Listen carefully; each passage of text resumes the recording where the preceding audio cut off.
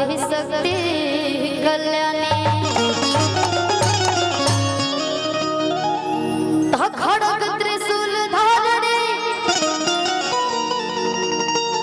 आदि दलन सहारणी भाव भय हारणी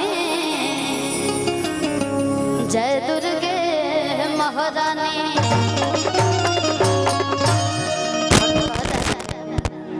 की चंड मुंड विनाशनी पर्वत पर निवासनी के हरि पद आसनी मां बैठी हो पद्मासनी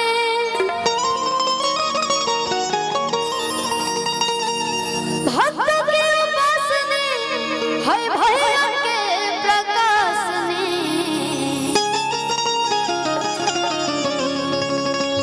शिवानी की भजत झोली हे मैया विंध्यवासिनी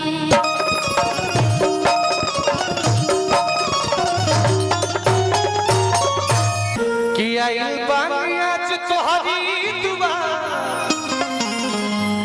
इस रावली जय बोल के एकदम मिजाज में रहेगा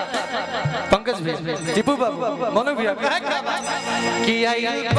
आज तोहरी दुआ आज तोहरी दुआ इस रावली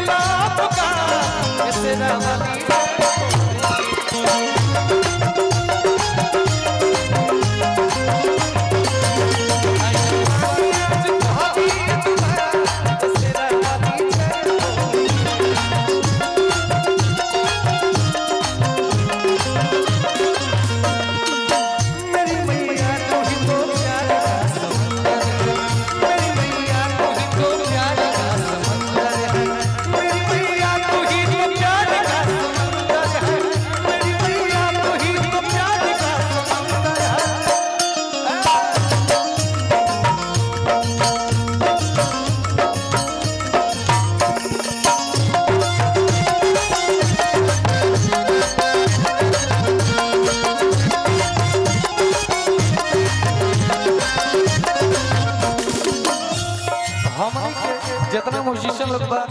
ओकरा आगे खड़ा मत रही समय हमने के नजर मिले नहीं लइका कहा बलक सली तो हमें आईले दुआरी बलक सली तो हमें आईले दुआरी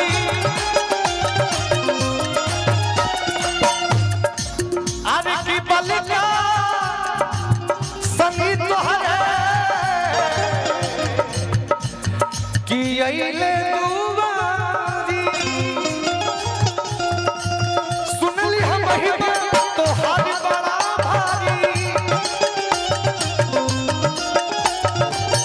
सुनली हम महिमा तोहार बड़ा भारी सुनली हम महिमा तोहार बड़ा भारी लइका कहत कि है मैया रानी ए माई और लइका के रिश्ता मिसाल होला कि अगर लइका पागल होई त माई माने खातिर तैयार नहीं के ना लइका तो से घोरा करता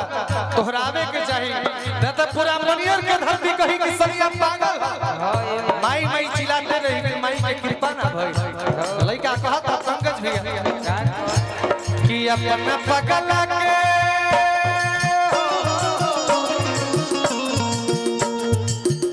अपना पगला बतैना विचार अपना पगला बतैना विचार इस रावली